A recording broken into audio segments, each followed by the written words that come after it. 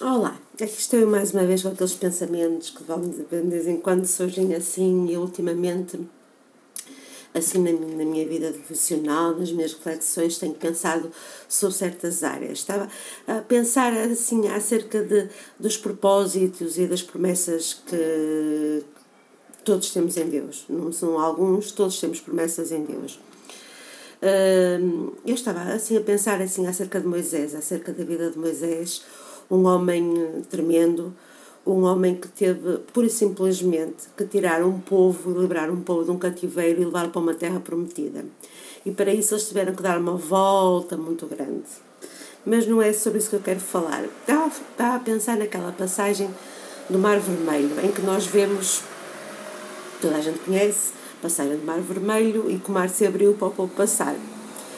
E eu estava a pensar, meu Deus, que milagre tão grande, como é que tu operaste esta situação, que coisa tão boa, tão fantástica, abriste assim um mar vermelho, dividiste ao meio e um lado, uma parte do oceano foi para um lado, outro para o outro, e aquele povo foi ali em pés enxutos, caminhou por ali livre, aquelas paredes de água. Meu Deus, como eu gostaria de ter vivido aquele momento, sentido aquele momento assim mais perto de mim.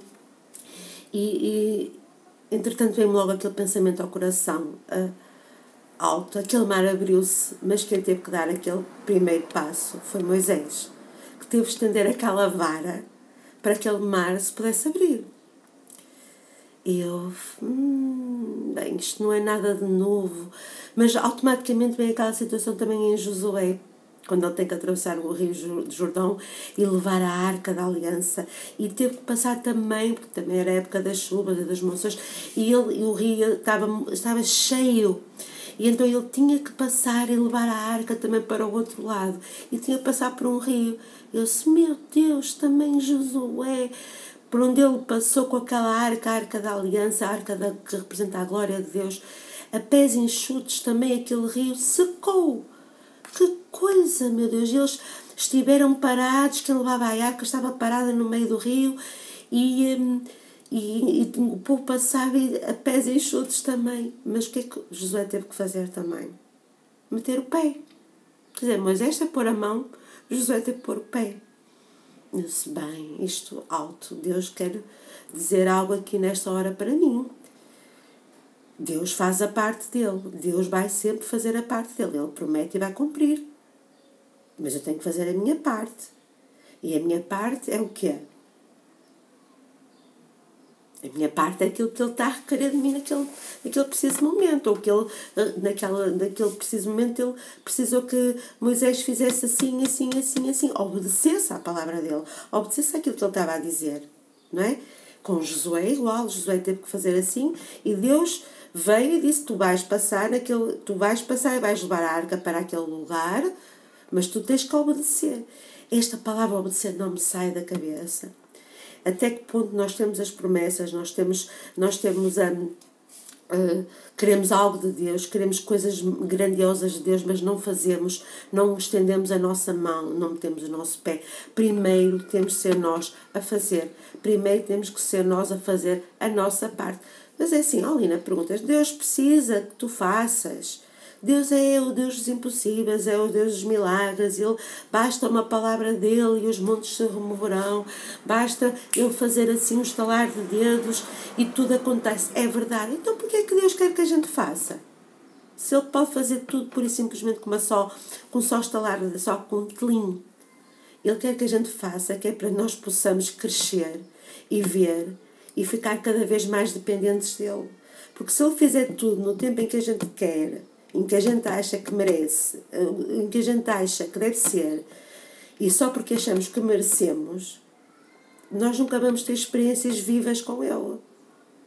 Porque se tu queres ver algo acontecer na tua vida, tu vais ter que passar por estados.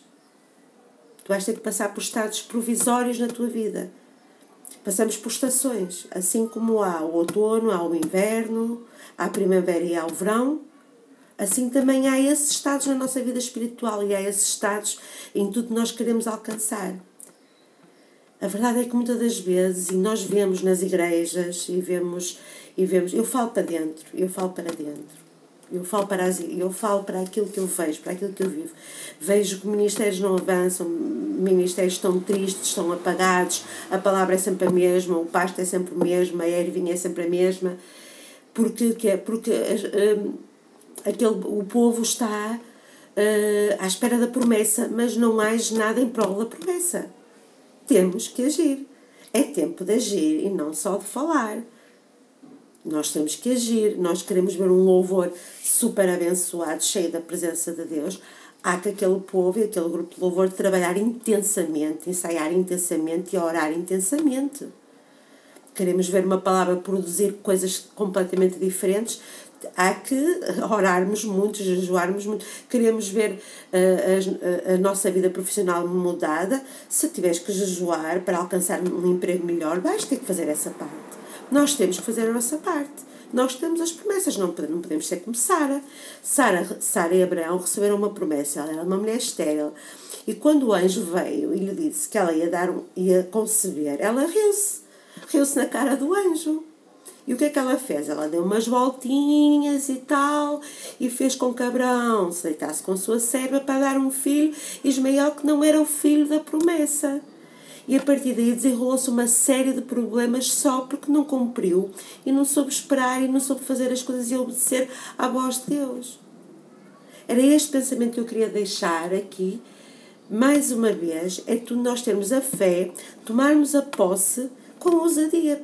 Porque nós queremos ver crescimento, seja em que área for da nossa vida, em todas as áreas da nossa casa, da nossa família, na nossa escola, no ministério que Deus nos chamou, nós temos que dar passo. Eu estou a dar passo ao fazer estes vídeos, que custam-me imenso, eu estou a dar um passo de gigante ao fazer estes vídeos. Porque sou muito, acho que não tenho jeito nenhum para estas coisas, mas estou a aproveitar as redes sociais para isto. Muito sinceramente, é tempo de passarmos a aproveitar as redes sociais para isto, para falarmos do amor de Deus, para falarmos das coisas de Deus, para levarmos esta nação aos pés da cruz e deixarmos de usar as redes sociais só para contar anedotas, fazer chacotas, falar de direitas, falar de esquerdas, falar de futebol. Assim, nós podemos contar anedotas, podemos fazer essas coisas, tudo. As redes sociais são livres, nós podemos fazer o que quisermos nas redes sociais. Mas por que não começarmos a usar nós, crentes, filhos de Deus, pastores, obreiros, líderes? Por que não começarmos a deixar as redes sociais um bocadinho mais para este tempo com Deus? Ou tu és pastor e tu és líder e só pensas em... Quer dizer, a boca fala daquilo que o coração está cheio. Isto também incomodar. Nós queremos vencer, nós queremos ver Portugal transformado, mas passamos a vida a não agir. E uma forma de nós começarmos a agir não é dentro da igreja só, é também cá fora nas redes sociais. Por isso, tudo que nós estamos a viver e tudo que nós temos visto é um monte de cristãos dedicados. Eu não tenho nada contra a política, eu gosto de política. Gosto de saber sobre política, gosto de saber sobre psicologia, gosto de estudar todas as áreas possíveis e imaginárias, mas passamos demasiado tempo com isto, quando devíamos estar entretidos a pensar nas coisas de Deus, na maneira como temos que levar a obra para a frente e em dar passos de gigante.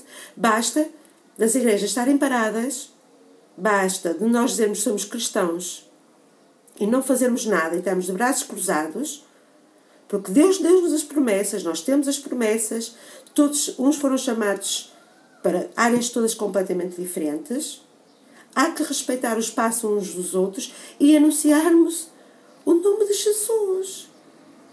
A sério, nada tenho contra, eu própria uso para fotografias, para montes de coisas, brincadeiras e tudo mais.